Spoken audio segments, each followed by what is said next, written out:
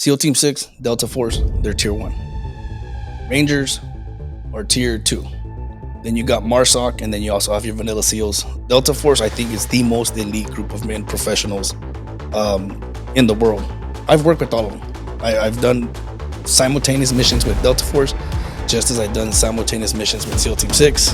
I didn't want to be a cook, no finance, no mechanic, none of that. I told them, I want to go to the front lines and I want to fight. I want to fight. Only 1% of the Army has a Ranger tab. I happen to have one.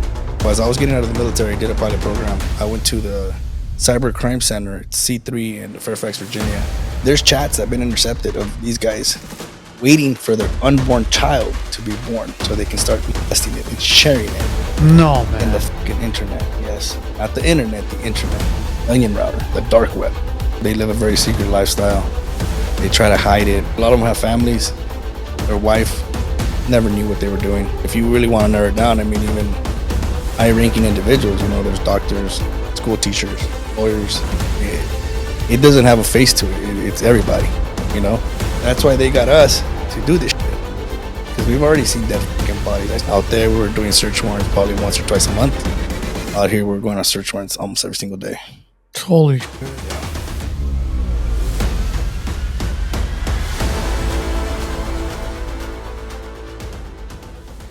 Today's show is sponsored by the law offices of Arman Grigorian. If you're injured in a car accident and need proper guidance and representation, reach out to the law offices of Arman Grigorian, 1-818-404-0333. Also, today's show is brought to you by the Glen Arden Club. If you're interested in networking, cigars, scotch, and a great environment, reach out to us. We'll connect you to the boys at the Glen Arden, and you'll become a member here. Smoke with the WiseNuts, smoke with a great network, and build your network.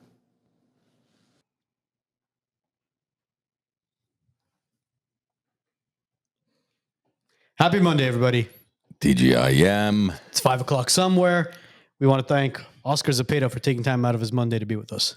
You're welcome. Combat veteran, and we're going to be talking a lot about your trip overseas. We're going to be talking about PTSD. We're going to be talking about family. We're going to be talking about a lot of faith as well. But very quickly, tell us very, very briefly just a little bit about yourself and what made you join the military. Well, a little bit about myself. I grew up here in the Valley.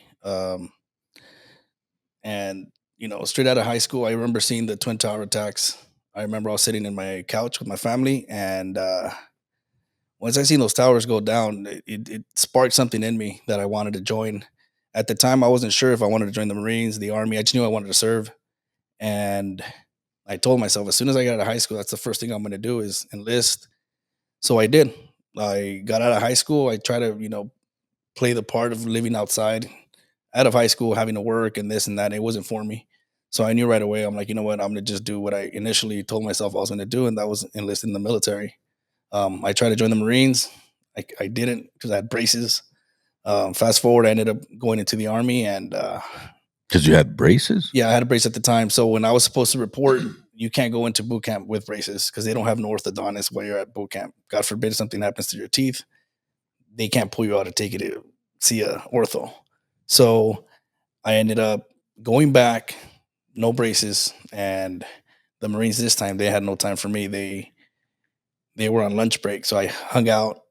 Military guy was out there smoking. Hey, bud, get over here.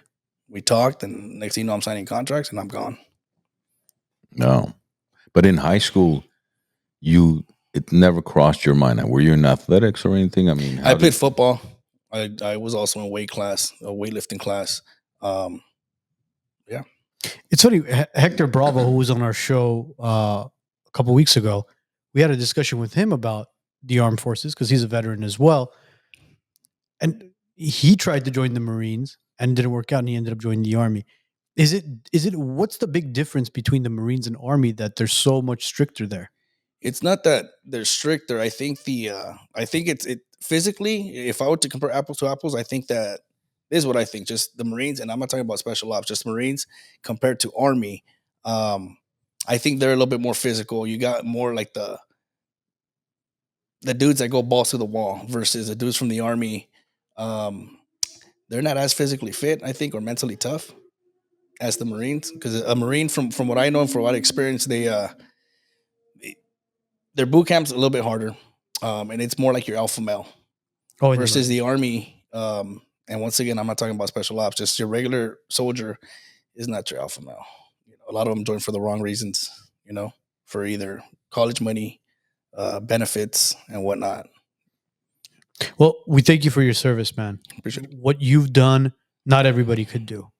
And to go overseas and fight terrorist organizations, people that want death to one of the greatest countries in the world, the United States, is a very difficult thing to do. And speaking to you off air, we noticed a lot of conversations that kind of skewed towards why you went there, and then was it a good thing that you went there? Because you went with good intentions, right? You went Absolutely. to defend the country. But what did you see when you got to Afghanistan? Well, let's just put it this way. When the first thing I saw, it was actually I went to Iraq first. That was my first deployment. Which was what year? It was in 2005, in the beginning of 2005. I did boot camp. I went, at boot camp, I realized that I wanted to be in special operations. It's a whole different process. I was supposed to go to New York, Fort Drum as a regular soldier. Mhm. I didn't want to do that. I wanted to be in special ops. So from boot camp, I picked up a contract. I went to airborne school, jumped out of planes, went to RIP, which is Ranger Indoctrination Program, graduated that, and then I made it to a special operations unit. From there, my first deployment was to Iraq. It was a game changer, definitely, because even though you train for it as a brand new private, very first deployment, you get to another foreign country. The minute those doors open from the airplane when you land, the smell is the first thing you smell. It smells so different. It doesn't smell like the United States. It's a whole different ball game. There's no lighting. There's limited resources. They don't have the luxuries we do here. There's no power. There ain't shit. So you get there. You're a bit timid. Me, when I thought we were gonna land, since we're landing into a combat environment, I literally thought that there's gonna be bullets flying over the head, fucking mortars, missiles. It wasn't like that. You get there, it's secure. You get to your location, wherever you're gonna go, and then you start getting ready. You start getting your kit ready, your equipment ready, and you were 21 at the time. I was actually 19. 19? Mhm. Because 05.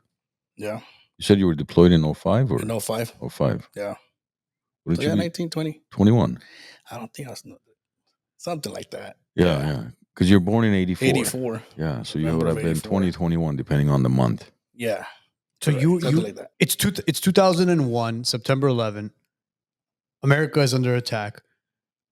I was in high school at the time, sitting down in a classroom with a teacher bringing a TV out, watching our twin towers burn, and all of a sudden the Pentagon is attacked as well. There's another plane that landed in America or crashed in America, and you're just like, all right, what the hell is really going on? Why are they showing us all this? And where were you at the time when you saw the attacks take place? Well, when I saw the attacks, the first time I seen them on TV was in my living room. In your living room? Yeah. And that was when you realized that, you know what, this is I'm going after these motherfuckers. Yeah, that's when I realized that just solidified my want and will to join the military even more. Even in my own Bible, when you open it, there's a Marine sticker, a Semper Fi sticker on there. It would just remind me, and I would talk about it. Nobody really took me serious, like, oh, okay, yeah, whatever. But in my mind, I knew that was my plan. I knew that I was going to pick up and leave and not look back. Did your dad, uncles, anybody serve in the army or any sort of military? I had a cousin. The closest thing I had was a cousin that was, I want to say, in the Air Force. We weren't close. We never seen him, but I knew that he was in the Air Force. But he had no say in my decision. Nobody did, because I'm the only one that actually, I said I was going to do it, and I did it. And what was the parents' reaction? Well, at the time, I wasn't living with my mother. I had gotten kicked out of the house for my own decisions. And I was living at my aunt's house, and I realized that there wasn't shit out here for me. It wasn't for me to be out here. I need structure, and I know myself. People will say that I have ADD or ADHD, whatever. I just went to the recruiter. I went and I signed up. I called my mother and I told her the day before they picked me up. I just told her, hey, I just want to let you know that I joined the Army and I'm leaving tomorrow morning to boot camp. And I remember that day she called me and she was crying and she goes, "I need you to come home." So I went home, but she knew what it was. I'm like, they're gonna pick me up at 3 a.m. and I'm leaving. And they tried to talk me out of it, but they couldn't. I had already made up my mind. And Oscar, what type of neighborhood did you grow up in? Just out of curiosity. it wasn't. We can, even if I was in a bad neighborhood, I grew up in a very, very good Christian household. We went to church Tuesdays, Thursdays, Sundays for many years. Um, I didn't see no alcohol. We were apostolic actually. My mom, she wore dresses, wouldn't put on makeup, wouldn't dye her hair. Very strict guidelines that you had to follow. So I grew up in a even if I was in a bad neighborhood, I was never a bad kid. Like I didn't mess around with none of that stuff. I was just uh, a good kid. So it wasn't kind of a rebellious kind of action where you were looking to find some sort of avenue to join the army No, or escape some sort of gang or anything like that, no, right? none. I mean, did I hang out with bad people? Yeah. Did I do stuff? After high school, yeah, I hung out with the little crew. We'd go tagging, get drunk, go fight, big fights. But it was nothing that I was running away from. I wanted to be in the military. So it was truly for the love of the country. Then. Absolutely. Interesting. Absolutely. Because the question they asked me, this is exactly what they asked me, the Marines or even the Army. Why do you want to join? Or they asked me, what job would you like to have? The first thing I didn't want to be a cook, no finance, no mechanic, none of that. I told them, I want to go to the front lines and I want to fight. I want to fight. And that's exactly what I told them. And it was a no-brainer. We were fucking having 2 wars at the same time. They're like, oh, you want to be infantry? Sure. Sign me up. And that's exactly how it went down. And you were ready to go. I was ready to go. You have any siblings? I do. What was their reaction to that? We grew up together. In reality, we weren't very close. Although we lived as siblings, we would fight a lot. We would. It wasn't like we were like really, really close. We did grow up together. We would talk shit to each other, beat each other up. But it was my way to get. I just wanted to get the fuck out. Honestly, I wanted to go and serve my country, and then that was literally it. So you land in Iraq. Correct. And prior to Iraq, obviously you went to the boot camp situation. What kind of relationship did you build with your brothers there?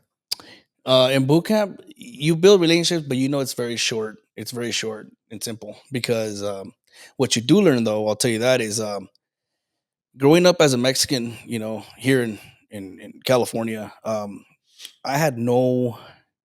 didn't know that there was an outside world. To me, it was just fucking LA, Orange County, and Southern California. That's all I really thought about. When I went to boot camp, in my head, I was ignorant. I'll tell you that. I was very ignorant. In my head, I thought, Mexican is a thing to be. No other races, they don't matter. What boot camp does is they fucking give you obstacles and obstacle courses that you can't do them by yourself. You need that black guy. You need that white guy. You need that other guy, that Asian guy, to give you a lending hand or the other one to push you so you can achieve this obstacle course because you can't do it by yourself. So what they do is they break you down, your mentality, and they show you, they make you realize that you're all the same. You're all one and you all need each other to complete this obstacle course. And that's how you realize, like, dude, like, you're my brother. Oh, you're my brother, and we help each other out. So the brotherhood that we build, maybe in boot camp, yeah, you trust each other, whatever. But moving forward, like once you get to a unit, that's your real brotherhood because those are the guys that you're gonna fight with. And not only that, the caliber of individual that's there, that they've been through the trenches, they've gone through the suck, they've gone through Ranger school.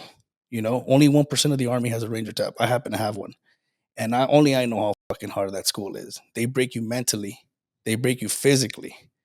You'll be surprised what the mind can do. The body might say no, but the mind will push you to fucking limits that you can't even imagine, So to answer your question, the dudes that are to your left and to your right that are actually serving with you in your unit and your platoon, there's some bad motherfuckers, and you'll die for them because they've already endured the suck and they're definitely gonna die for you. And you entered Iraq as a private, correct? Correct. Was there any difference as far as the rankings once you're on the ground in war? There is, obviously, because the seniors, They make the calls. They're the ones that tell you whether, if you're fighting and you get attacked from your 12 o'clock or from whatever side. They're the ones making those calls. I mean, you're trained to follow orders, right? But we also train like we fight, or we fight like we train. Um, those guys will be like, say you get shot from the 12 o'clock, they're the ones that tell you, like, hey, lay down, lay suppressive fire. We're going to flank through the right, flank to the left. And your job is to listen and do exactly what they say.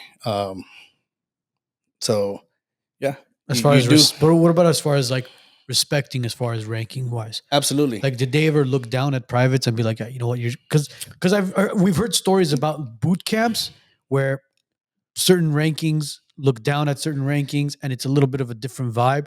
But I just want to kind of gauge, as far as you're in warfare, is all that literally just put aside, and No. it's just like, No, really? not with us. And I can tell you, because the reason I wanted to go to Ranger School was because I never wanted to be fucked with again. I mean, there's a lot of things that go on. I'm not going to talk about hazing and all that bullshit. But as a private, especially when you're special ops, if you have not gone through Ranger School, you're a fucking private. It doesn't matter if you're a specialist, E4, it doesn't matter. Corporal, you won't make it past those ranks. You're always going to be a private. It doesn't matter if you've been there 1 year, 2 years, 3 years. You can't. You have to go through Ranger School. So with that being said, if you're a private, you gotta fucking clean the bathrooms. You gotta do area beautification. You gotta get punished physically if you fuck up. You're a private. So as a private, being in special ops, your only goal is to pass Ranger School. Because the minute you come back from Ranger School, you're seen as as somebody worthy of earning rank or being in charge, because that's a leadership course. And right there, if we get into that, I mean, you're doing patrols in the jungles, patrols in the mountains, patrols in the swamps. You're leading men from all over the army. The army sends their best to this school because once they go back, they share the knowledge with the rest of the soldiers, right? So when you come back, you've proven to everybody in your unit that you're worthy of being a somebody. And now you're no longer looking back at the private level. You're actually trying to excel, get that leadership position, whether it's a specialist, a TAP spec 4, sergeant, staff sergeant, platoon sergeant, and so on, So yeah, privates do have a different. Now in big army, there I don't even think there's fraternization. You got your NCOs hanging out with your privates at bars. That shit, no. There's got to be a line and a level of respect and professionalism where you separate the leaders from the lower listed. Till they prove their point, then you could fraternize and hang out and whatnot. But till then, you're just a private. And that's, you said the Rangers basically made up only 1% of the. Not so the Rangers. There's about 3,000 in the world. There's 3 Ranger battalions. There's first, second, and third. First Ranger Battalion is in Savannah, Georgia. Second is in Fort Lewis, Washington, where I was at, and then third is in Fort Benning. Are those 3 different levels, or It's all the 3 same, areas? just different areas. But the 1% is the ones that go through Ranger School, the ones that actually graduate Ranger School. Not everybody gets to go there. You gotta have. Sometimes they see they see something in you. Like if I'm your leader and you're lower enlisted, and I see that you're motivated, I see that you're dedicated, I see that you're physically fit and you want it. I see a future for you. I see you being a great leader. Why am I going to stop you just because you're lower enlisted? What I'm going to do is I'm going to try to build you so that I can send your ass to Ranger School. You graduate, then you go ahead and move on up in the ranks and share the knowledge to your lower enlisted. Yeah. So, do you think, with your experience, the Army is structured properly as far as the training goes and the rankings to be able to really mold a young man or a young woman into becoming whatever their aspirations may be within the military or even after the military?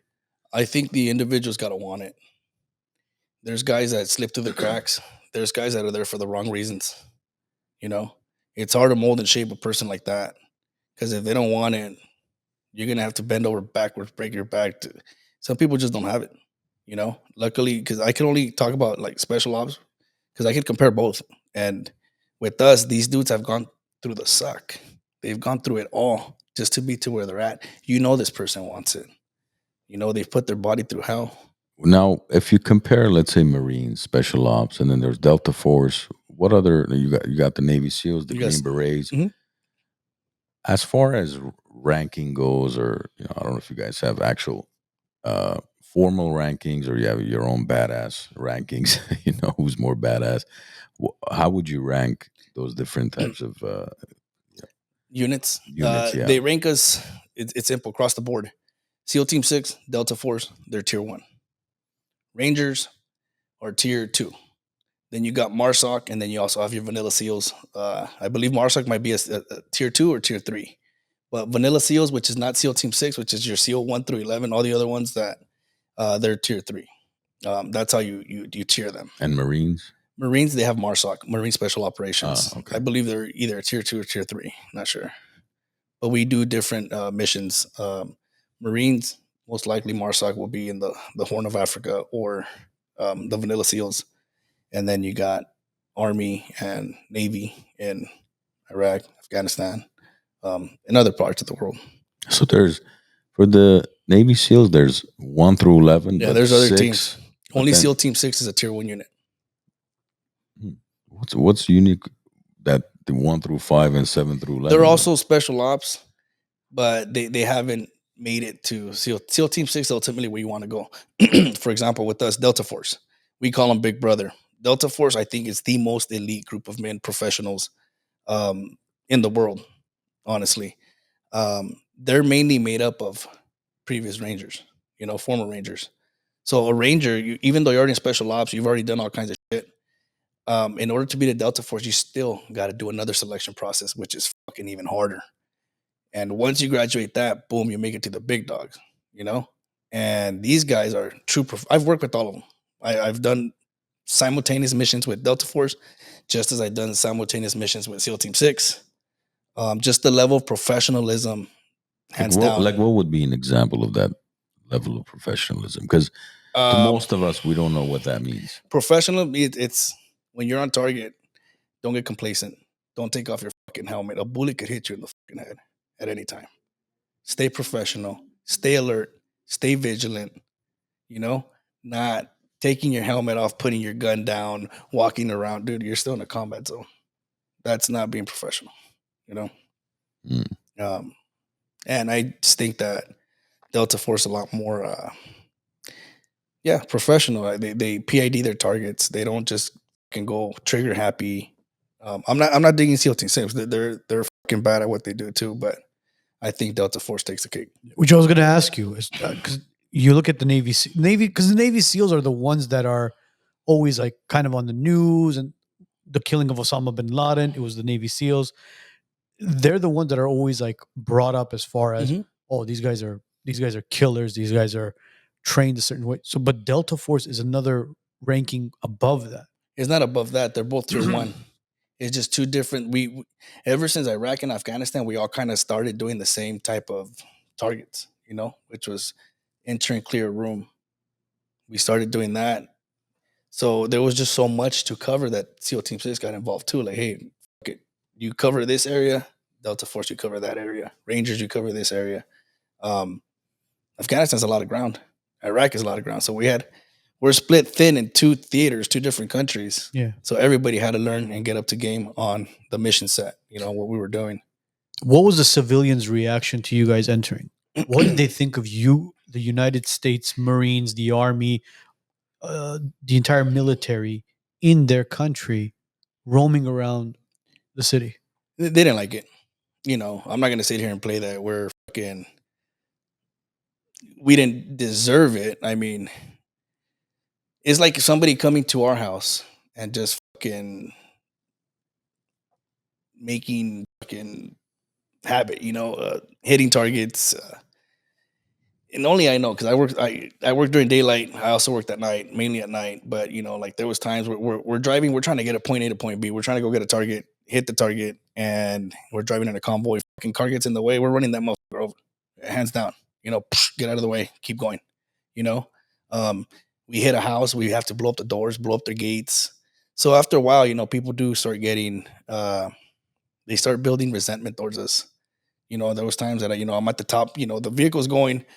I'm outside of the hatch with my gun, looking out, making sure there's no threat. You got kids throwing bottles at me, throwing rocks at me, and they were fed up. They were fed up, So they weren't necessarily, because obviously we had to take out Saddam Hussein at the time, Absolutely. right? In order to go into Iraq. Now, from the, I guess I don't know if you guys had any conversation with any of the locals there, but what was their feedback as far as whether they respected Saddam or they wanted him out of power or he was good for the country? Did you sense anything from the locals there? They wanted him out. He was a total dictator. Total dictator. You know, he led by fear, not respect. You know, so when he was gone, it was they were happy. But then we stayed there for so fucking long. You know, You kept overstayed fighting. your welcome. Huh? Pretty much, Because Baghdad was a beautiful place prior to it the was. United States entering. And I don't know. I don't know at what point you went in because you said you were in. It was 2005, right? That you had 2005 was when I hit Iraq. see Baghdad. Prior to that, there was a lot of history. We went The- in March of '01, so you Yeah. went in 4 years later. So there was like a lot of history. There was a lot of mosques, a lot of buildings. When you went in, how much of that was already obliterated? I mean, so I got to go to the green zone, the MSS. That's where we had all of special operations in there. And it was safe. You know, we were actually conducting operations out of there. We were staying in Saddam Hussein's generals' palaces. Right? We had like I think it was like 6 houses. We had one of them. SEAL Team 6 had one. Delta Force had one. The British SAS had another one. All special ops. Right? Um, there was times that we would go out. I did get to see like women um, in Baghdad or by the green zone. They were safe. They were still wearing, you know, like crop tops, makeup, not showing their face. I mean, showing their face, No hijabs. no hijabs, you know? And to me, that was weird. They were waving at us, you know, because they were safe. Now, fast forward to what it's not, it's now. Now everybody's covered up because, you know, the the Muslim ideology, you know, the extremists have put the fear in people and that now they're all covered up. From what I know, not that I got to witness it or experience it, but back in like the 80s, there was clubs, there was, you know, it was a good time. People were dressed just like we are. And So, and once that the was during, radical but that was Islam, during Saddam's reign. well, yeah, but once he was gone, right, the radical Islam came in and fucking put the fear and they, it's a third world country now, man. They don't have, That's why I asked you about the perception of the locals there because I think majority of them actually advocated, wanted Saddam in power because he controlled all of that. But once he was out of, once the U.S. took him out, it's like all these radicalists came out and started threatening and just going through the towns using fear tactics. absolutely. Whereas he was a dictator, obviously, fear tactic was there, but he still protected his people from at least what I've seen and the stories I've read. Yeah, it was against the Taliban. It was against Al Qaeda. I mean, ISIS wasn't even around back then, but Yeah, but I it mean, forced, ISIS and Al Qaeda and Taliban now, when you put it all together, they're kind of like the same. kind of, But uh, Saddam was anti-terrorist. absolutely. He didn't like those extremists that you're talking about, the ones that are very strict as far as the Muslim ideology and the whole. How many virgins is it? 71 virgins, 72, 72. 72 virgins when you blow yourself up and they're waiting for you. Long and behold, they don't know if it's 72 men or 72 women, but that's another story in itself. But what I kind of want to gauge is when you guys got there, how much of the city was in ruins though? Man, it wasn't completely in ruins, you know. It wasn't completely in ruins because the fighting didn't start. So even after the United States, for example, it took 72 hours to go take control of all of Iraq. Literally, we did it by the sea. Took over that whole fucking country. Paratroopers landed, took over, seized the airfields, got troops in there, seized the whole country, found homeboy. Right? There was really not too much fighting after that. You know, we are trying to establish a government, but once they started getting together, and you started seeing a lot more movement, more terrorist attacks, more IEDs, more pressure. Like we were like, where the fuck is all this coming? Because they started as little garage door openers, little shit that we would pick up and it'll just blow up your hand. Then it started getting pretty crazy. We were just talking this to my wife yesterday, how they started targeting us. You know, they started building IEDs, pressure plates, and then we would counter, right? So like, for example, they would set up a 90. We're driving, and the dude is literally like right around the corner, fucking clicking the thing, right? So then we were able to start fucking shooting these dudes. They got scared, right? Because we were catching up to their fucking tactics. Then they started doing command dead, or frequency detonated. They would put a IED, put a fucking antenna so that they can call it from wherever they're at, and then we would get fucked up. So then we came out with jammers. Our vehicles, we put this fucking box that was throwing out frequencies. So when we're passing and they're trying to make that call, it never gets to the antenna till we pass it. And once it's out of our frequency, you will see the boom go off, right? So we always try to counter and counter and counter, but that's when we realize, like, dude, we're dealing with something else. The insurgency, they're just fucking flowing in here. And now we're fighting in Afghanistan. Instead of going there for what we went for, now we're on a full-on war with fucking insurgents. And how many of them were actual Iraqis, and how many of them were like mercenaries? Well, a lot of them were fucking coming from other countries. It wasn't just the Iraqis. That's where you go down into the rabbit hole and you start understanding who the real enemy is, who we're fighting.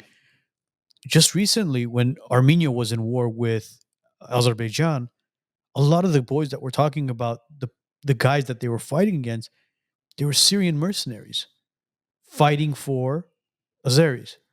So when you go back and you watch some of the videos and hear some of the documentaries of the soldiers, the veterans who came back, they're like, you know what? We were in Afghanistan, we were in Iraq, but not all the people we were fighting were Afghanis and Iraqis. True. They were either Syrian or they were mercenaries from other countries. Like, was it to the point where you guys were realizing, holy shit, bro, like the enemy's completely somebody else? You know what? I don't even think it got to that. Whether we knew it or not, it didn't matter. We had our mission set. The missions wouldn't stop. You grab one guy, he would open a whole fucking pipeline of other dudes. In reality, like, once we get the target, the mission, we don't even ask questions. We would just go out and execute these targets. Did it get to the point where, like, who the fuck are we fighting? Yeah, but who are we to even question anything? We're there for a purpose, and we're going to continue to do it. And that's exactly how it went down. We would get targets every fucking night. So shoot first, ask questions later. Shoot first, ask questions later, bro. Well, yeah. What are you going to question? I mean, I don't know. I feel like an assignment, and not only that, if you question, man, fuck, it's not going to be good for you. Nobody wants that person that's questioning and asking questions. They don't like that shit, Who doesn't like it?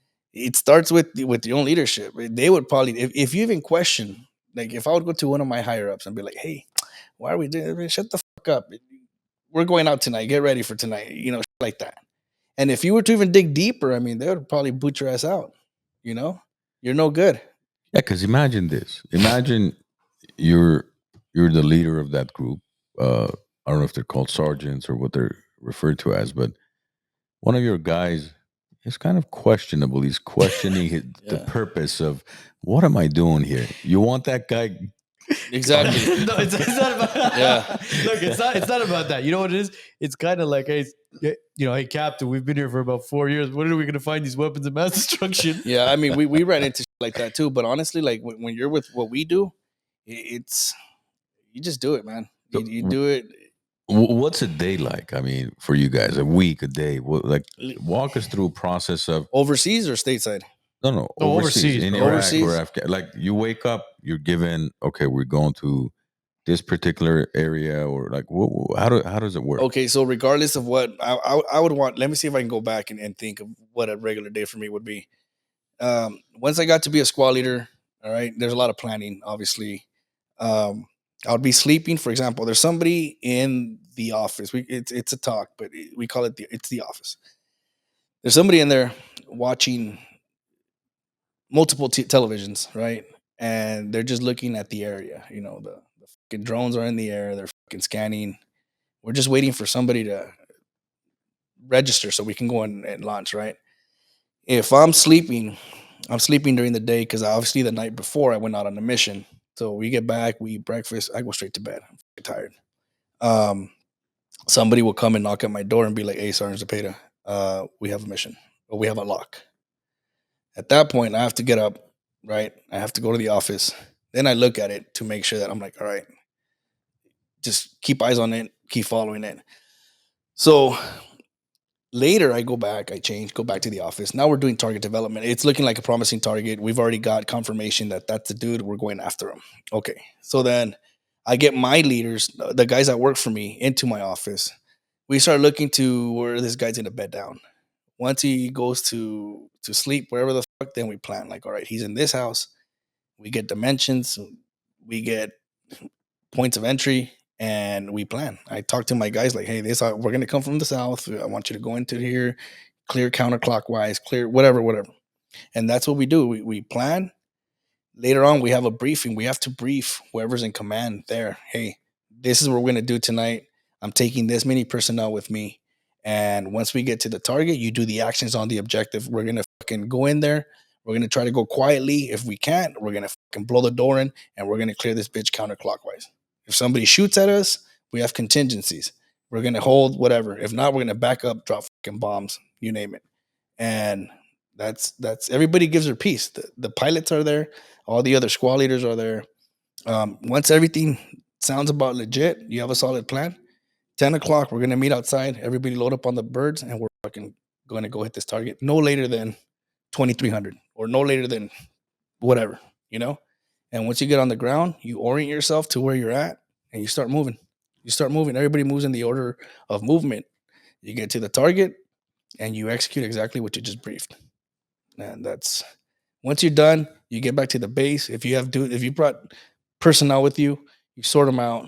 Then they get questioned by somebody else. We just go back. We do actions on the objective, like we do a after action review and talk about what happened, how it happened, what could we have done better, and bed down. You have to file a report on everything Absolutely. as well. As far as what, like who you killed, who you took in as a hostage, or what do you put? Everything. Whoever comes off target, you do a report on them. If somebody did die, you also have to do a sworn statement. You have to do statements while you're there.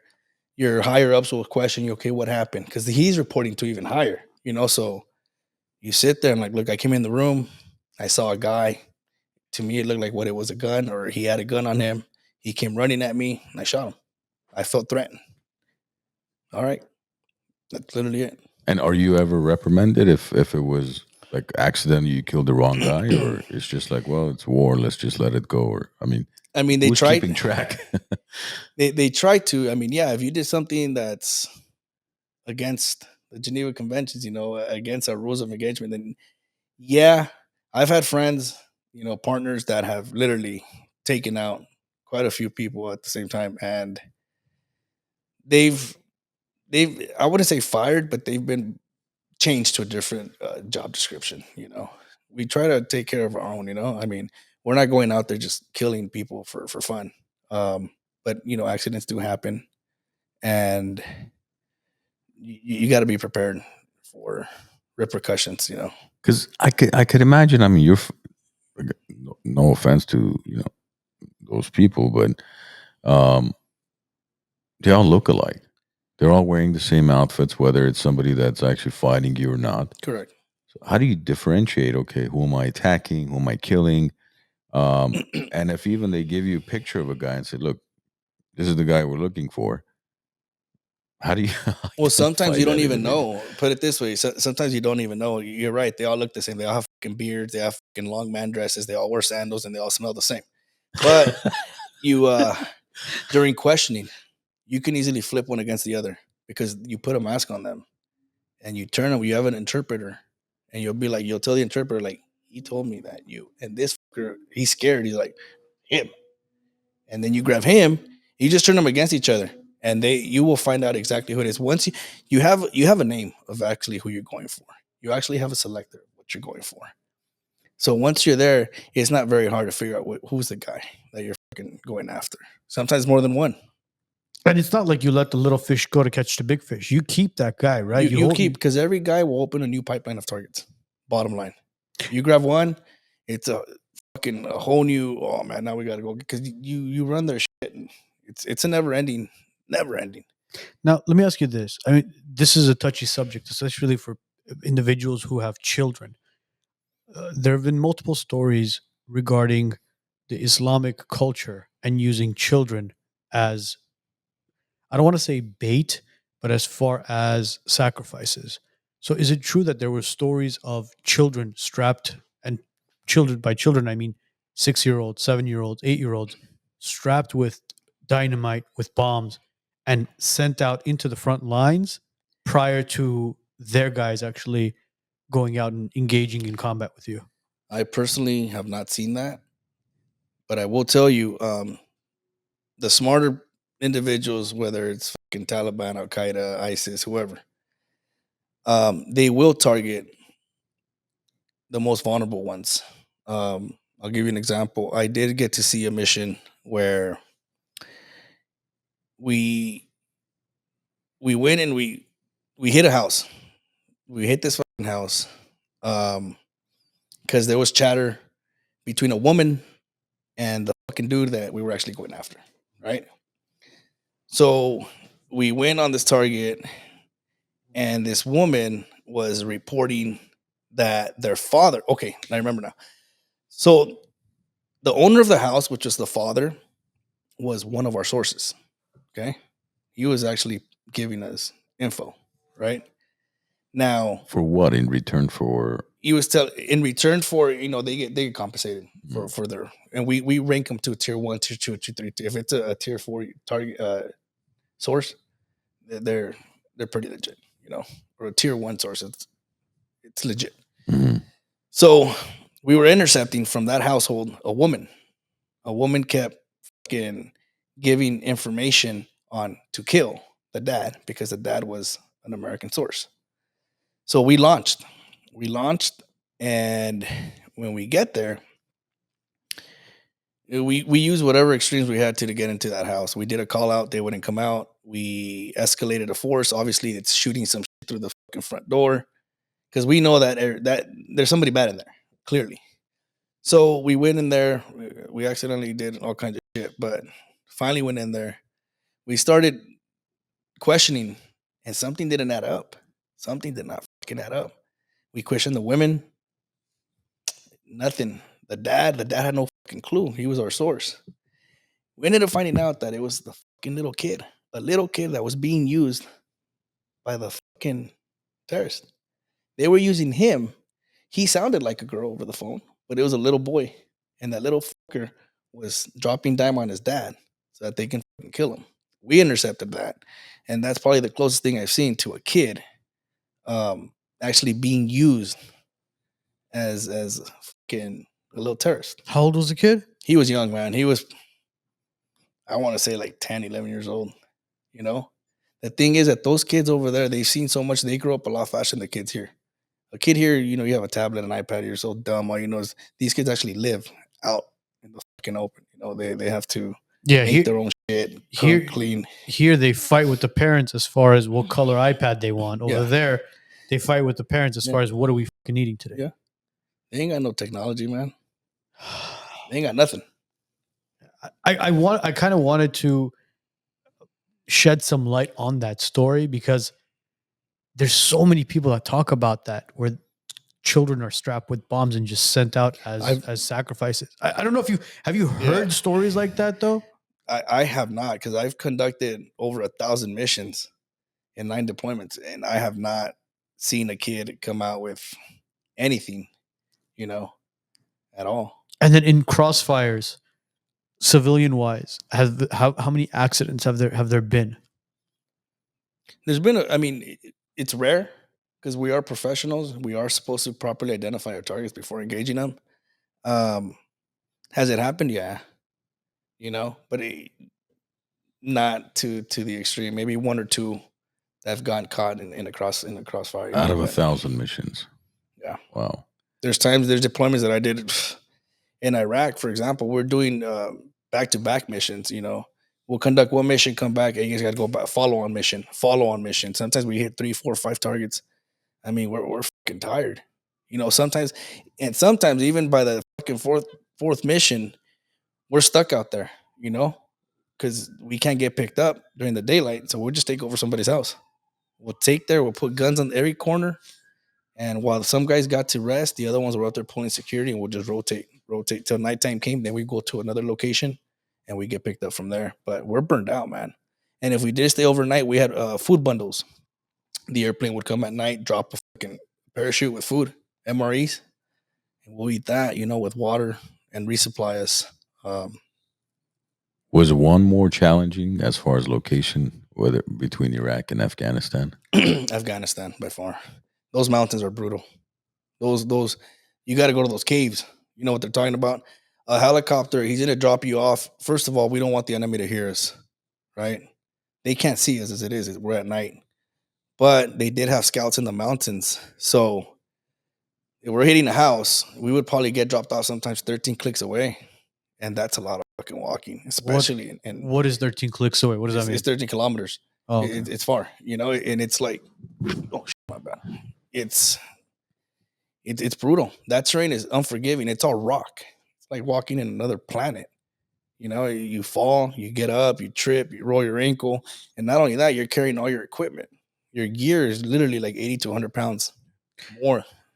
Now, serving in Afghanistan, serving in Iraq, how many years were you overseas? I deployed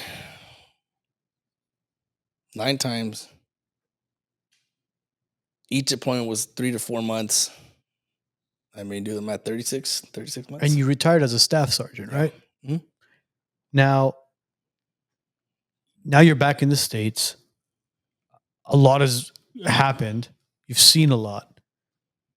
When you first initially land in the U.S., what's going through your head? Coming back from overseas? Yes. To be honest, is you want to go out and fucking blow that steam off. You want to go party. You want to go decompress. You're not thinking about nothing but just having a good time. You've been away, from technology, people, alcohol, women. So you come back just wanting to go out and have a beer. Yeah. One beer? No. The whole keg. That's the one thing that we've heard from multiple veterans who we've had on the show is whether you're Army, Marine, Navy SEAL, you guys all become like these heavy drinkers. Absolutely. Is it because of the lack of alcohol that was there, and all of a sudden you guys are trying to like catch up time from age 19, 21 to... No, I don't think it's the lack of alcohol. I think it's the adrenaline rush that alcohol gives you. Is it a coping mechanism for you guys? I wouldn't say for everybody, but for me, absolutely. For me, it's been a slippery slope with alcohol just because I want to feel what I felt overseas. I want to feel, I tell my wife, we have a baseline that's literally right here, right? Your average, the worst thing that could happen to you is probably witnessing a car accident or being a victim of a car accident, right? Where you're here, now you spiked up, but you get to come back down. Some of us for months, we're out there fucking fighting and getting shot at to where our levels have crossed that line. They're up here now. So that baseline is so easy for us to just jump up because it's no longer, it's just like, it's nature, it's natural, right? So we come back and we want to feel like we're fucking up here, because we're constantly ramped up. And what does it for us? Nothing. Ain't nothing. With alcohol, for me, it takes me to a whole different level. It gives me that adrenaline rush. It gives me the fuck it's. It gives me the, hey, I don't care. Because I didn't have to care at one point when I had to go into a room. I didn't have to care. So for a lot of people, it is a coping mechanism. And for a lot of people, it gives them that rush that they once felt when they were overseas. So overseas, you guys had zero access to alcohol, huh? Well, I was a sniper for 3 years. So I also went to sniper school, graduated. I did 3 deployments as a sniper. I got, and I'll share this, I don't even care, but I was able to get alcohol, 100% Russian proof vodka. For $20, they would bring us two big handles, and I would go to the chow hall, grab some cranberry juice. When I knew we weren't going to go out, me and my sniper buddies and whoever was in my room would Cranberry vodka. Yeah. So yeah. So I was able to get my hands on it while I was over there. I would also take some with me. I'll take 2 handles of fucking Fireball. When you were being, they don't check your shit going there. They check your shit coming back. So coming back, it was just clothes. Going there, it was full on. It was full on party mode. You took the bar with you. Absolutely. So now you're back in civilization. You're with family. You're with friends. How is it getting reacquainting in real life? Getting reacquainted for me, it's like, since we were never close, my mom was very hard on us, because so there was no like I love you, I miss you, no hug, there was none of that shit, so coming back, it's just, hey, what's up, mom? Hey, what's up, sister? Hey, what's up? No, man. But Are we you don't have, yeah, serious? yeah. We talk, now as we're getting older, you realize that the importance of checking up on each other. But my wife asked me too, like, damn, you're cold. And it's not that I'm cold. It's just, one, I wasn't brought up like that. And two, being in the military, I was gone for so long. That bond is just not there. But when I come back, like, I do love my family, but it's really hard for me to show it. It's really hard. Are you the same way with the guys that you served with, or They have a special place in my heart. They do. You know, because yeah, they serve with me. and you guys have pretty much protected one another and survived through all that?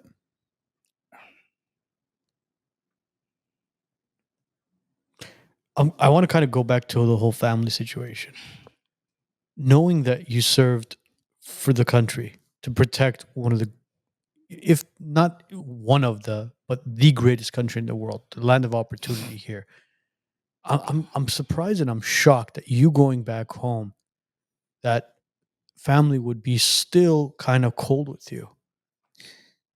It's not that they were cold. I mean, they were very welcoming, but me personally, I've gotten myself in a lot of fucking trouble since I've been back, and that's a common with a lot of veterans. I'll be fully transparent with you. I've got in trouble with the law, same shit, because I sometimes I feel like I'm invincible. Like I'm above the fucking law. Like I was entrusted for so many years to do this. Now I come back and I have to be tamed. And it's really hard for me. It's Also, really hard for me. so there's like it was like an ego issue with law enforcement. It was like, dude, I served this country. Yeah, I made sure everybody was protected. You expected some sort of higher respect from absolutely. everybody, including law enforcement. Everybody. How many speeding tickets did you get when you got back here, man? I've got more than speeding tickets, but yeah. And So then, I didn't really like. I'm like, man, I deserve to have the respect. I nearly died for you guys. I put my body through the line. Granted, nobody made me do it. I volunteered to do this, but I came back with like a chip on my shoulder. And little did I realize that it doesn't work like that. I would try to police up the whole world. I'm that guy that if you throw a fucking napkin out of your car window, I will go pick that shit and throw it back in there. Be like, pick up your shit, dude. Your mom's not here, or your lady's not here, whatever. But I realized that you cannot police up the whole world. At some point, you're gonna run into some trouble. you wanted to be a real life staff sergeant to civilians, man. I kind of did, man. But Now, speaking of you mentioned about putting your body through the grinder. You actually do have an experience where, if you can share that story of you taking out the guy who blew himself up and ended up really injuring you for life. correct. What was that story like? So September 8th of 2011, we got a mission to go out and kill or capture a Taliban commander. we we planned for it. We went out. My squad, I was a platoon, not the platoon. I was a squad leader for my squad. We were the main effort. So everything leading to the target, I remember clearly. The birds landed. We dismounted. We walked to the target. We infilled. Um, I remember that when we got to the breach, we had planned. We had planned that if the gate was locked, we were still going to go in there quietly. We're going to go ladder up and over, unlock it from the inside, and that's exactly what we did. We got to the target. One of my guys went checked the gate. It was locked. He laddered up and over, and he opened it. My job was to be on the fucking radio and control all the moving pieces in there. I'm reporting to higher. Everybody that's not there where I'm at, I paint a bigger picture for them, so everybody's tracking on the moving pieces, right? So I remember that we went in. I made the call that Eagles were Eagles entering the building. Um, we had planned that we were going to clear counterclockwise, just based on the imagery that I had seen from the air. Well, there was a door on our left. So that force, it changes everything. Any door, any open door, it changes everything, right? But you got to be prepared to adapt to anything. So we ended up going clockwise. We went clockwise. We needed a little extra help because it was a bigger compound than what I'd expected. There was so many rooms. So we got another squad in there. They're clearing. And then my guys come and report to me like, hey, the whole first floor is already cleared. There's a little room upstairs. It was a cupola. And I remember that I'm like, all right, go fucking clear that so I can get on the radio and tell everybody else that we're 100% and we can get started with what's next. So they went in there and something just told me, man, like, go help them out. Because at this point, I'm already the leader. I don't need to be fucking running around the house. I'm just fucking controlling all the moving pieces, making sure that everything's flowing smoothly. So I decided to go help them out. And I remember I went behind them. I could still see them as they were going up the little stairs. It was just one little fucking little room upstairs. And they went in. So here I come behind them, probably like 5 feet behind them. I remember when I walked in, I looked left because that's what I was in the clear. I see one of my guys fighting with one of the Taliban. They're fucking going at it, right? And he's trying to put the flex cuffs on him. So he was able to control him and he's trying to put them on. But at the same time, I'm looking to my right too. And then I see my other guy. He's also fighting. So there's two motherfuckers in there. They're fighting. They're going at it. So as the guy is coming, he's fighting. He tries to make a run for the door, and I'm actually right there. So he runs into me. I fucking grab him by his throat, and I tell him, Odiega and Pashtu, And he smacks my night vision and still tries to make a run out of the door. At that point, I remember I grabbed him, and I had him in a rear naked choke, and I was just choking the shit out of him. And at that point, he lifted up his dress. He had a grenade. It was a Russian grenade. He pulled the fucking pin, and he blew himself up. I remember I got hit with the blast so fucking hard. I feel like I got punched by like Hulk or something. I fell backwards, and I remember at the time I'm just looking up, and I'm like, I'm trying to fucking get some air in my lungs. I couldn't even catch a breath. I just like, and I'm fucking still looking in the room, and then I see both of my guys on their backs, and they're crying, help, Sergeant Zepeda, help me, help me, help me. And I remember I was just like, what the fuck? And I just had a lot of fucking pain on my right side. And I tried to move, but my body wouldn't fucking move. My right side, my arm wouldn't move. My leg wouldn't. My leg was fucking back this way, looking like spaghetti. I had arterial bleeding. It was just shooting. And I just was getting weaker by the second. I couldn't move anymore. So I remember at the same time, I look and I see the Taliban dude that my friend was detaining, or my guy was detaining. He's fucking trying to pull the pin on another grenade, but he's so scared that he keeps dropping it. He keeps dropping it, and he picks it up and drops it. At this point, I'm looking at the breach, and I see my guys. Zepeda, what do you have? And I'm like, fucking kill that guy, man. Make a left. The first guy didn't want to go in because the grenade just went off in there, and he knew what was up. You got the smoke, you got all kinds of debris coming out, and you could see the guys behind him pushing his ass, like his feet were fucking shaking to go in that room. Now, he goes in, and I remember he just unloaded a full 30-round mag in that fucking dude's face. He just did a matching and fucking shot another 30 in him. At that point, everything's moving so fast, right? So right before that, the dude that pulled the pin on the grenade on me, he was at the door. I got to see a white robe just turn completely dark in his blood. And he's leaning against the door, right? And I could see the lasers from the bottom, because you can only see them with night vision. You can't see them with the human eye. And I just seen him fucking two. Dude fell right back on me. And I fucking pulled up, like, get the fuck off of me, dude. And at that point, I was able to fucking relax a little bit. We got two dead dudes, the two ones that we had seen. And my guys are crying. They're asking for help. And I just told them to shut the fuck up. I was like, shut the fuck up and let me die in peace. Let me die. And then at that point, I also had my own spiritual encounter. I went into shock, and I went back to my upbringing, my faith. And that one was pretty crazy. But I I I I, I feel like I talked to God, made a pact with Him, asked Him to spare my life, and He did. You know, when I came back to what was going on, um, I could smell again because I had a little pause where nothing. I couldn't hear anything. It was just dead silent. And came back. I could hear the chaos. I could smell the burnt flesh. I could see the everything that's going on in there. The guys are clearing the room. They're fucking working on this guy, working on this guy. They start working on me. The minute the medic's flashlight hit my body, I was just in a pool of blood, complete pool of blood. My right quad and hamstring were gone. It was just fucking spaghetti all the way down to the femur, literally spaghetti. My arm, they were trying to fucking stop the bleeding. The artery contracted back inside of me. So now I was bleeding internally. And they started working on me. I remember the medic, he seen me and he started throwing up. This is a medic, bro. This is his specialty. He was fucking puking because I was just a mess. And they were able to package and bandage me. They got me on the litter and they got me out of there. I remember as the helicopter was coming to pick me up, they dropped me probably like fucking 30, 40 times. And I remember when I got to the helicopter, I flatlined. I couldn't no more.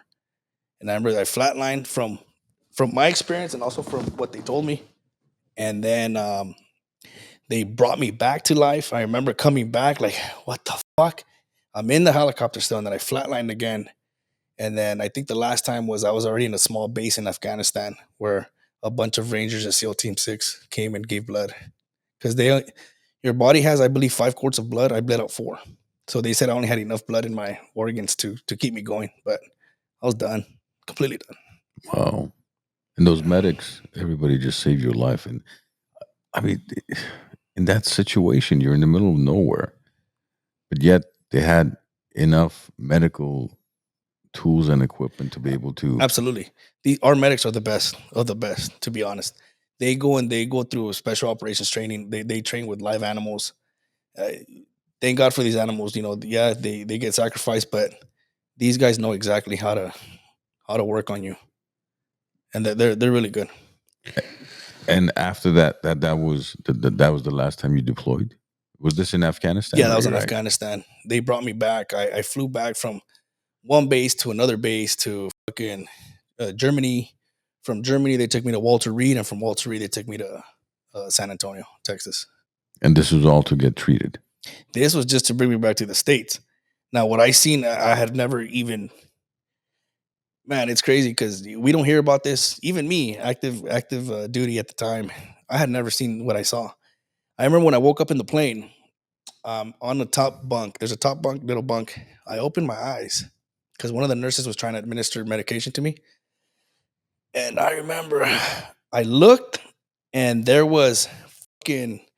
I want to say probably like 20, 30 bunk beds down the middle of the aircraft with all casualties. And then the dudes that were sitting down, all casualties. I mean, that plane had probably like 120 casualties. Guys with fucking shrapnel to the eyes, missing limbs, fucking shot up, missing legs. And I was like, fuck, this is really happening.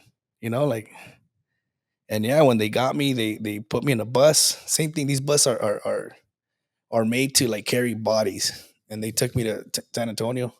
And then from there is when I started like all my occupational therapy, physical therapy, surgery after surgery after surgery. Yeah. Because the guy basically sacrificed himself. He killed himself to take you and your boys out. To take all of us out. So he was like, "Fuck it. If I'm going, we're all going together." Yeah, we're all going. They don't care. These people don't care. And the shrapnel went through him into you, Yeah. and then hit the boys as well. It hit everybody in that room. And then you have a moron standing up in shock. It's the same one. The same one that blew up. Somehow he had the energy to make it maybe like, because the room was a little small. I'm telling you, it was probably the size of the bar. Small room.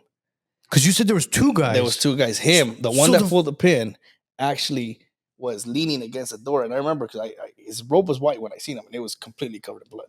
I thought it. No, that one. I thought that guy was done. No, they shot it. No, he still fucking managed to limp like 2 feet, and just the only thing carrying his weight was the door frame. Just like that. And I got to see the lasers come from downstairs They shot his ass. He fucking landed right back on top of me. I fucking had to move him. Yeah. Wow. And you've had how many surgeries since? I think I'm going on my 43rd. 43rd. Going on your 43rd, meaning you're. I'm going to UCLA March 6th.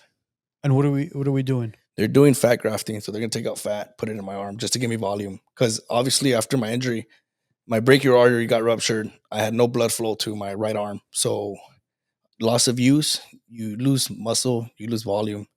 So after they did surgery, tendon transfers, all kinds of shit.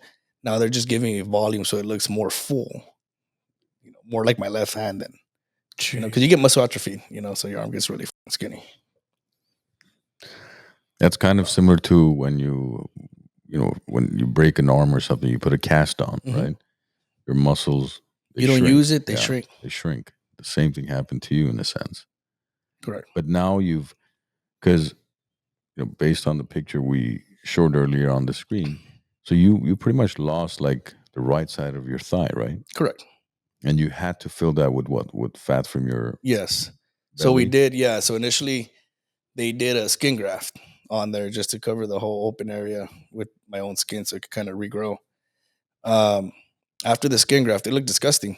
It looked like fucking alligator skin on that whole area. Once I got linked up with UCLA, they have a great program called Operation Mend. They took me in and they started doing, cosmetic surgery. They put implants in there to stretch out my skin. After the implants stretch out my skin to a certain extent or to a certain point, we were able to overlap it and get rid of some of that burnt area, connect skin to skin. Then once that took, obviously they did liposuction, injected me with fat, my own fat. I think I've had about 6 or 7 of those. So my quad has gotten bigger. It has grown. It's not 100% to where it was at now, but it's a lot better than what it was. How are you mentally coping with all this? Initially, it took a beating on me. It really fucked me up to a point where I never been so low in my life. I've contemplated suicide. I just felt horrible. I felt like a failure. I felt like I failed my man. I let my guard down. Like I was telling you, I've played scenario after scenario, what I could have done differently, and there was nothing that the outcome was going to be the outcome regardless. But it did mess me up. Like I said, the minute I woke up, I was broken. I would cry and cry and cry, and it's just I was depressed. I was no longer this physically fit individual, that was chasing dudes in these brutal mountains. I went from that to within a blink of an eye not being able to wipe my own ass. That fucked me up. And by scenarios, you're talking about the explosion that took place with that Correct. individual. You kept playing that same scenario, but different types. Well, I was stuck. you were playing that entire situation, but with different scenarios. Absolutely. You're saying, well, what if I did this? What if I would have gone left? Why if I didn't even go in that building to begin with? Why did I go in the building if I was just on the fucking radio? Oscar, did you have kids when you came back? Yeah. How many kids did you have? At the time, 3. Did you at any point at all kind of tell yourself that, you know what? And I know it's a difficult subject, kind of like, hey, you know what? You can pull yourself together for your kids. Did you ever show them any sort of weakness at any point as far as like what you were going through emotionally, mentally? No. It was hard because, one, I was no longer with their mother. So when I came back, I was literally by myself. My unit was still deployed. Which is worse, man. There's nobody back here, So I came back, and the thing with me is I had already detached from a lot of things. As fucked up as it sounds, I've had this conversation with my wife many times. I was so used to training or not being around my kids that it was like normal. It's natural, Certain parents, you grow up with your son or your daughter or whatever, and you have this attachment. I didn't have that attachment. I couldn't have that attachment because my job wouldn't allow me to have that attachment to them. I wasn't a hands-on, loving father. I wasn't. I was there financially. I was there when I would see them. I would enjoy them. but it was really hard for me to show love and affection. It was just fucking something. It was really hard. What was their relationship with you? They were too little to understand. I left. They were well throughout my whole career. Through the pregnancies, I wasn't there. I was either deployed or training. Through the birth, I would come back, see them be born, and then I can go right back to what I had to do. I would see them every other weekend, just for the weekend, and that was literally it. Do you think your lack of presence in their life has had a negative impact? I wouldn't say positive because I don't know if he would have had a positive, but do you think it had a negative impact? It does. I talk to mainly my daughter. She's 17. She turned 17 today, actually. Um, I have a good relationship with her. But if I can go back and do it all over again, I would be more present in their lives. I would reach out to them a lot more. Um, yeah, when I did have them, half of the time I was coping. I was coping with alcohol. I They got to see that side of me. But obviously, I would try to be a more loving father, more understanding father. Because my two boys, my twins, they're 15, and we don't really have a relationship. They they don't look for me, and I understand. Hmm. I don't sit here and play the, oh, poor me, poor me. I It's just I wasn't there. I wasn't there for them, and my daughter, I do talk to her a lot. She's more understanding. I do tell her I love her, and she'll tell me I love you, dad. But with the boys, it's they didn't get the father, that they deserved, and I don't blame them. Was there a stepfather involved at all? Yeah. Okay. Yeah. Because we always advocate, especially with boys, to have some sort of father figure in their life because it's very, very important. And again, we can't. No one can blame you for this because you had a mission, you had a goal, you had something going on in your life where but it wasn't really in your control, and you were protecting your country in which your children are growing up in. And going back and looking at what you've done, I know for a fact you did it out of not only the love for the country but for the kids as well. So I hope they can appreciate that enough to continue to at least somewhat mend the relationship, to continue to speak to you, have a good relationship. Even I know you said with your girl, you're great with the girl. Yeah, we're good. With the boys as well. I'm hoping it can be a mended relationship. Um, but as far as you on a mental standpoint, because we want to talk about PTSD as well to bring awareness to that. We've had other veterans on who've talked about it. What was rock bottom for you, and what was helping you kind of come up from that? Tell us that story. Rock bottom, as far as, well, I mean, I think rock bottom for me was, I was married. Like, no, I shared this to my wife. I was married before, but I was in La La Land. Like, literally, with fucking PTSD, I went to alcohol. I didn't go seek help. I didn't go talk to a therapist. I didn't do any of that. I didn't take medication. I felt that nobody could help me because they weren't in my shoes. A lot of these people have their doctorates and they have all this shit and their counselors, eh, but unless you live that life, you wouldn't know anything about it. And that's how I felt. Like, they can't help me. They're just gonna try to put me on medication. So I cope with alcohol. But my rock bottom was, it's a good thing that I hit rock bottom, because it opens the doors to a new beginning, and at the time I didn't understand it. I hit rock bottom when, I went through a divorce. And it was from my own actions. I had two houses. I went from that to fucking living in my uncle's couch, you know, um, and still hitting the bottle, hitting the bottle, hitting the bottle. I lost everything, literally. But that was my rock bottom. But then I found comfort in church. It gave me a different comfort than a therapist, a psychologist, a medication, nothing. I was actually in a cold turkey. I went for a whole year without drinking, you know, and I was more alert, more aware. I was back to the gym. Um,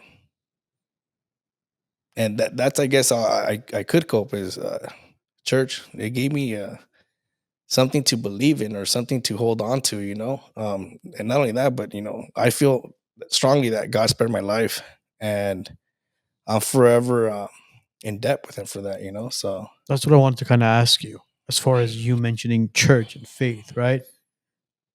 Was it you kind of going back to ground zero where the war was taking place and remembering that you asked God for to spare your life, and then he spared your life, and he's like, dude, what the fuck you doing? I oh, spared your life for you to do this. I feel like that even now, man. Like honestly, we me and my wife have been going to church for about a year. We started going back to church, and that's something that I keep in the back burner, And I'm saying I keep it like back there, but it's always constantly there. That I know I still have to do my part. I still owe him a promise I made that I haven't kept yet. What's that promise? That I will actually serve him the way he wants to serve. He wants a faithful, loyal Christian, because my testimony, I can go out there. I know he has bigger plans for me. Definitely. I can go out there and reach out to people with no hope, to the veterans over there in Wilshire, just homeless with no hope, and there is hope, there absolutely is. I can go reach out to those drunk alcoholics, people that just cope with alcohol, that are veterans, that are just there feeling sorry for themselves. I've been in those shoes, you know, I've seen it all. I've lost everything, but there's also hope. Yeah, it's unfortunate a country like this has such a shitty veterans program. Yeah, there's benefits as far as healthcare, loans, as far as picking up a house or starting a business. But as far as the psyche help or the emotional help, that's what we're lacking here. We have so many veterans out on the streets that are homeless, that are druggies, where a lot of people don't understand what these individuals have gone through and what they're going through now, where it's like, dude, these people really need a helping hand. And like I said, it's unfortunate that living in this country, we have such a shitty program to help our veterans. I would I would say yes and no to your comment, or to what you believe, just because I've been on both sides, I think that there's a lot of great programs. I think that there's a lot of help and there's a lot of resources. However, you got to be proactive and go get it.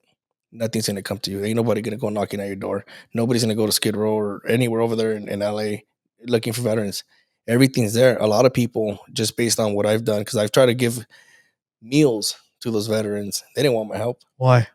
because a lot of them are already on disability. They get a steady income, whether they live in a tent or not. They have their little debit card, they have their cell phones, and they're just comfortable, man. Like they get complacent. A lot of them turn to drugs. And in order to get help, you got to recognize that you have a problem. And if you're not willing to get the help, it's almost impossible to get anybody to change. But see, bringing them back into the society, We've what? tried. Like you can go down there and tell them, hey, bro, like you come. There's a dom, that's a place where veterans can go and rehabilitate themselves, have somewhere to live, somewhere to eat. They don't want to. They just don't want to. A lot of them are happy with what they have, and that's the unfortunate truth. Drug addiction, all that, but there is programs out there. But if you're not going to recognize that you have a problem, you're going to stay exactly where you're at.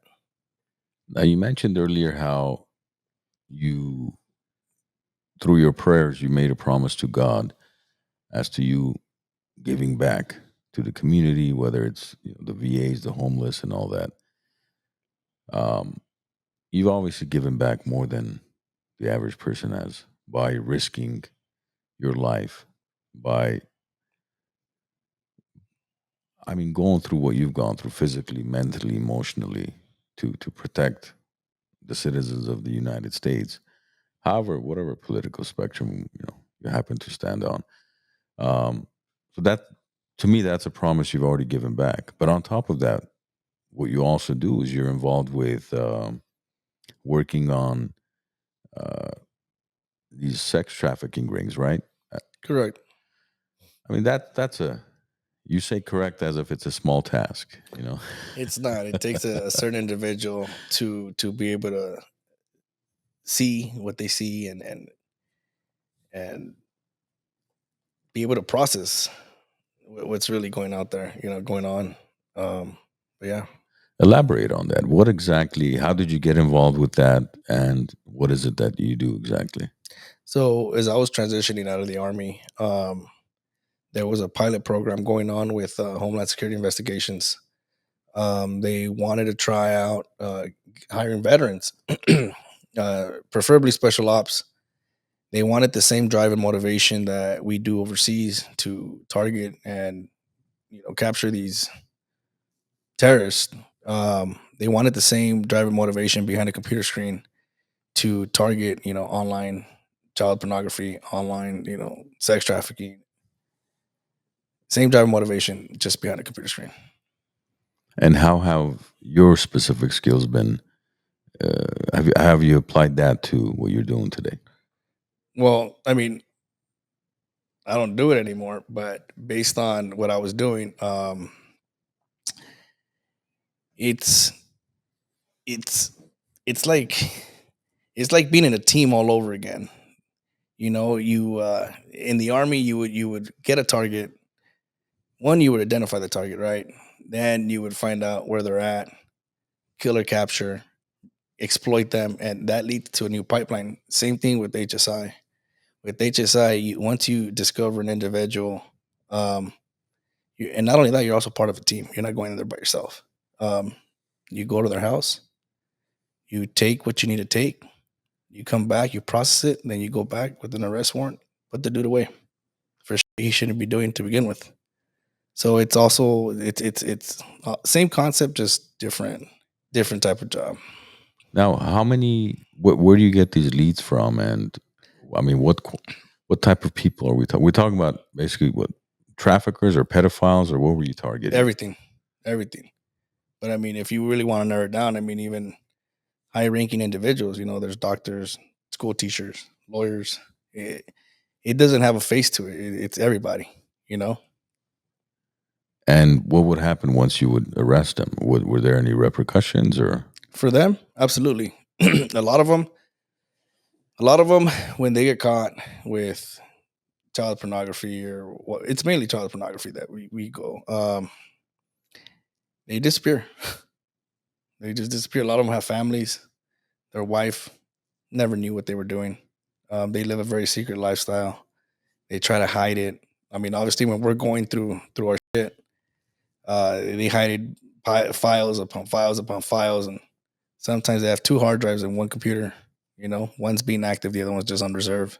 Try to be sneaky about it, but. And how long did you do that for? 2 years.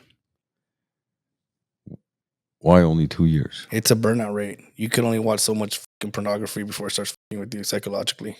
The burnout rate is about 2 years. Really? Mhm. And why did you have to watch it? Because I was the one. I'm the one that did the computer forensics. So I went to school. So as I was getting out of the military, I did a pilot program. I went to the Cyber Crime Center at C3 in Fairfax, Virginia.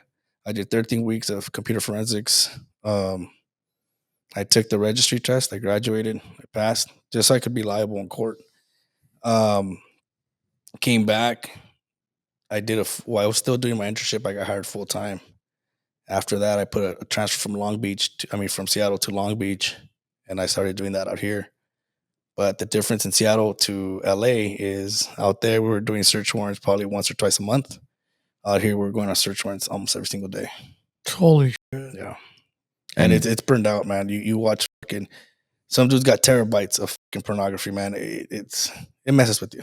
And you're watching because what, is there a certain threshold, like certain criteria Yes. they have to meet before they're guilty of child pornography or pedophilia? Yes. You have to identify what's child pornography and what's not.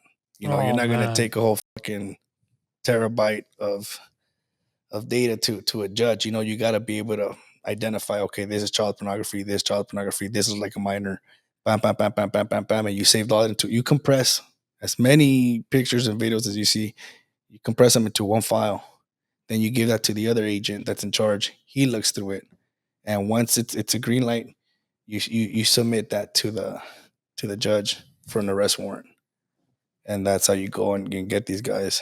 How long does this process take? It takes a minute. It could take a month, 2 months, 3 months. So that's why these guys go MIA. They go MIA.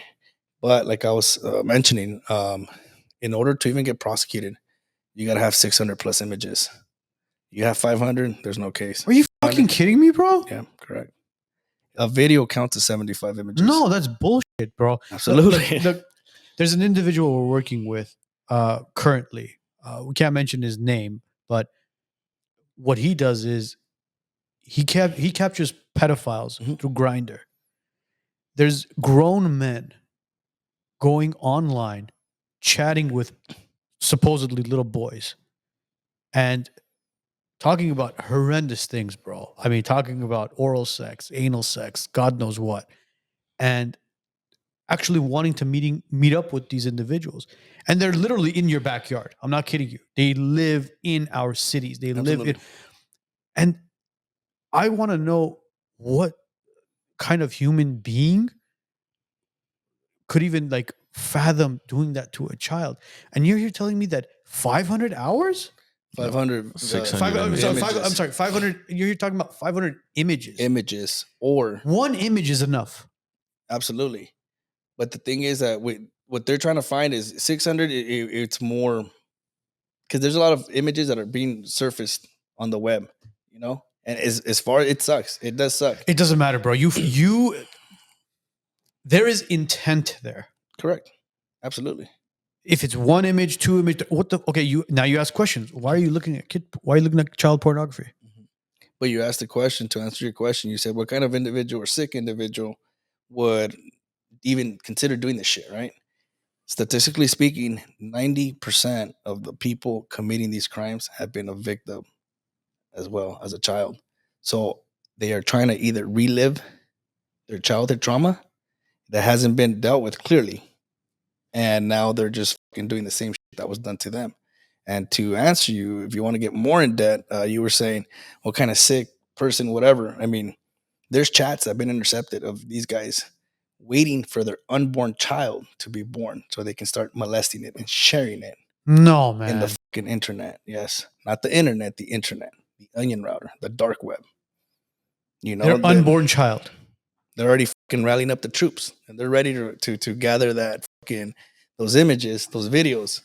You know, there's little girls. I've seen pictures of they got fucking that shit you batter the eggs with fucking shoved right in their fucking vagina. A bunch of fucking markers in a rubber band shoved in there. Little kids with their nipples being fucking pinched with these fucking pinching clamps, you know, and that's the shit that's the reality of it, man. That's why they got us to do this shit.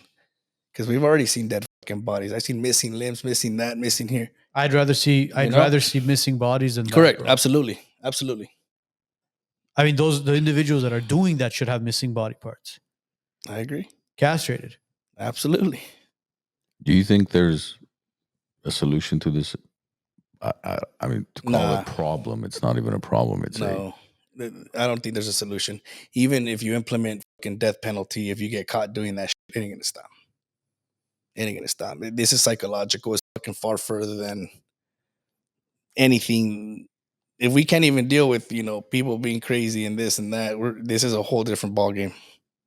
For somebody to psychologically have that altered and say, I can't wait for I can't even say it, bro. For them to think that they're waiting for their unborn child to be born to commit heinous attacks like that. Yeah.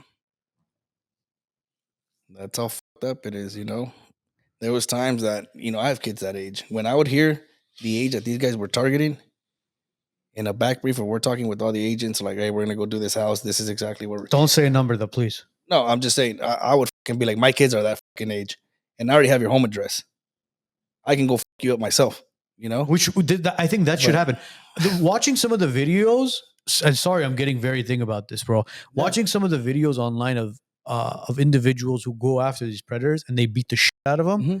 I've seen many of them. It's not enough, man. It's a certain political party, and I'm going to say it. It's the progressive liberal party that goes out there and they say, well, they're minor attracted people. There are certain criteria. No, fuck no, bro. You're not a minor attracted person. You're a fucking pedophile. That's what correct. You are. Because, you know, like I know the videos are talking about how these pedophiles that target, you know, kids and they want to meet up with them.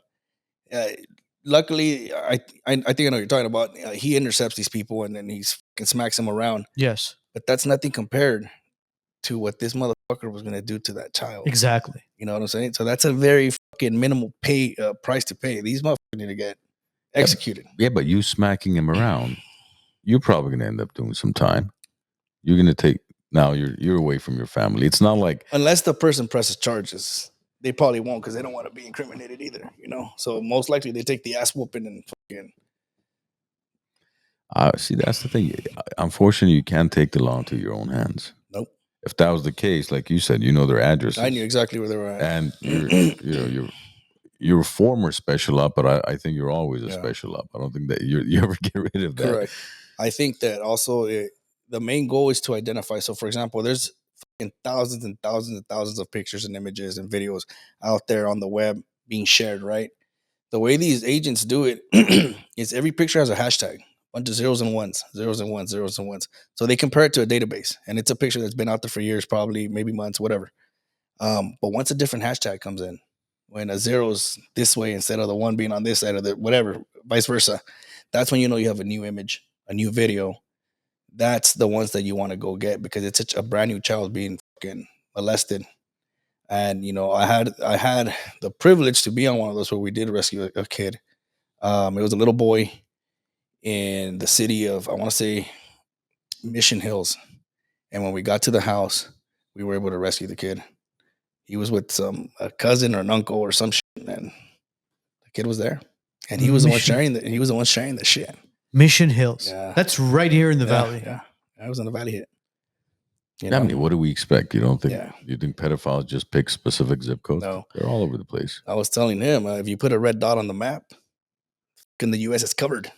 There's no room for fucking even seeing the state because they're all fucking except for Arizona. My concern is this: when are lawmakers, whether you're a senator, a congressman, House of Representatives, when are they going to realize that this is an actual sickness? This isn't a minor attracted person bullshit.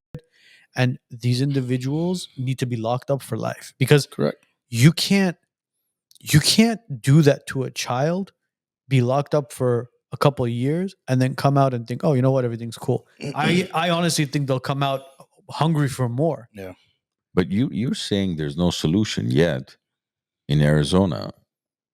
Arizona is the one state that there's minimal of this going on. It's less. There's a lot, but not as much. Why? Just because they have tougher laws when it comes to fucking child pornography, child trafficking.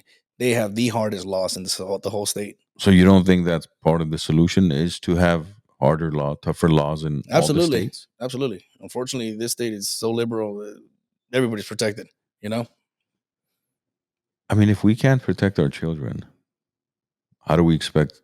No, we can't. We can protect our children. We'll just go to jail for a very long time. Absolutely. That's the difference.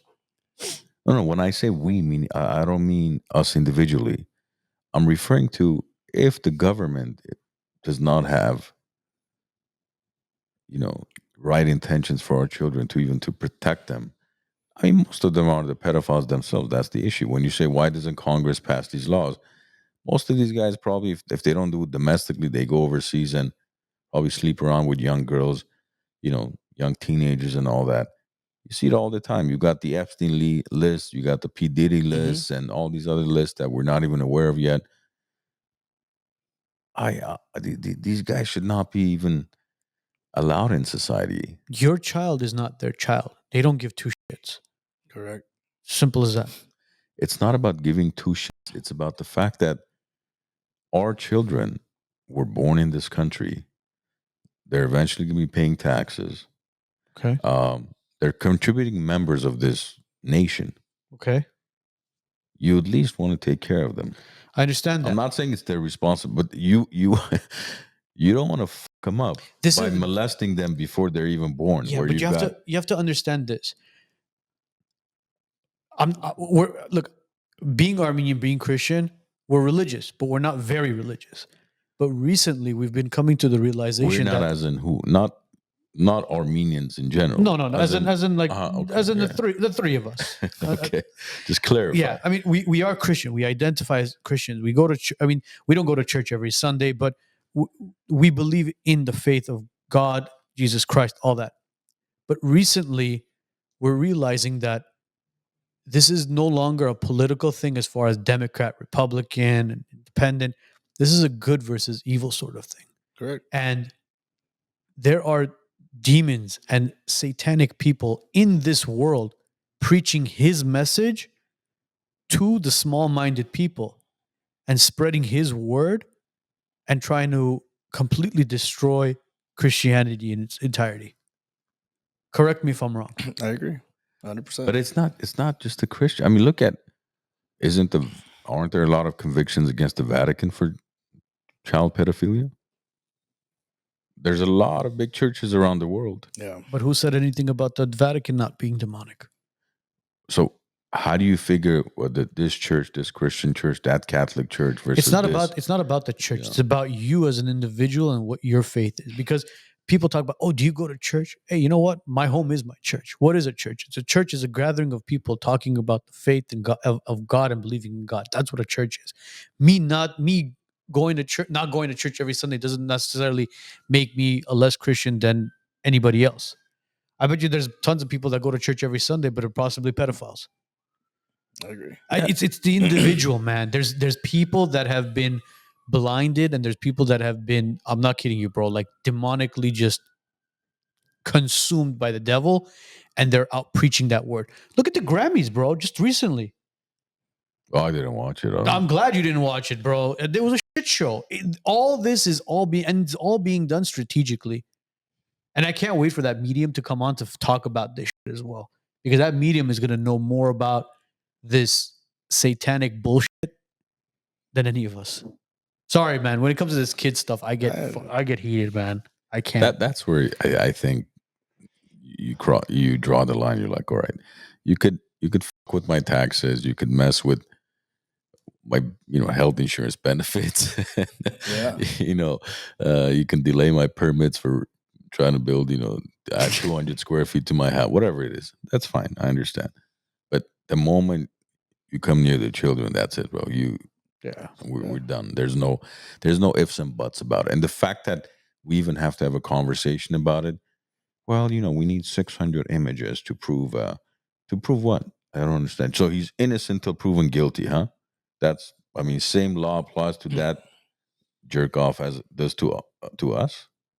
I don't think so, because once you cross that line, the same law should not apply. I understand every human being has a right to representation and all that, but not when it comes to this area. I don't think you have the right for any representation, because we already know how you represent yourself. You like to touch little kids. Mhm. Now you need to go in prison so you can be touched like a little kid. That's where that's the only place I'm not even talking about other things I think should be done to them.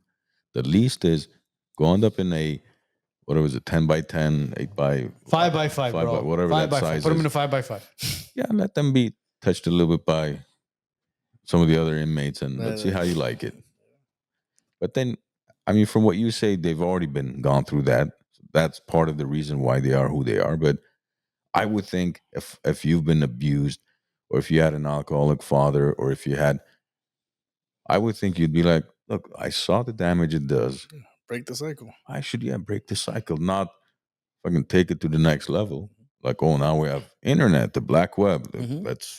Let's use that. Before, if we had to mail the stuff out or meet in a secret location, now you no longer have to do that. It's all on the dark web. We need to get one of these guys and interview him. He He wouldn't make it out of here. I was gonna No. say no. we would tie ourselves to the these couches, to these chairs. This chair's not going to hold any of us back, okay, bro. fine. We'll hire private security, whatever we need to do. For who, us or him? For No, man, I can't, bro. I don't want to have a conversation with an individual like that. That person is not a human being. You would have to probably do like a Skype or via Zoom I'll interview with that guy. I'll break the TV, bro. They'll easily just go, I don't like your tone. Boop. See, do you remember that one interview that took place a couple years ago where they interviewed a pedophile, and they asked him, "Hey, listen, how do you pick your victims?" You know what he said? He's like, I'll go to like a schoolyard or a park or something, and I'll look to see which one of the children doesn't have like a father figure in their life, because that's the easy victim. This is why we were saying, always having a father figure in your life is so important, because these guys are realizing that, oh, look, he doesn't have a father figure. I can be that missing piece in his life, gain his trust, Mhm. and then do what Sicko would want to do. Yeah. How did you control yourself in these? I mean, didn't your like I would PTSD be kick in and you're like, "Fuck, I gotta not just the PTSD. I think my anger would kick in, but I would try not to get emotionally attached because if you do that, that's going to be your downfall. You know, I'll probably go do something stupid, you know, or I could just pass the information to somebody else, have them take care of it. But I would not get myself attached. The only time I did get fucking pissed was when I would see the age range that they were targeting, and it just happened to fall into my kids. age range." Yeah. That's when I'm like, motherfucker, dude. I can't wait till I see this punk ass tomorrow morning.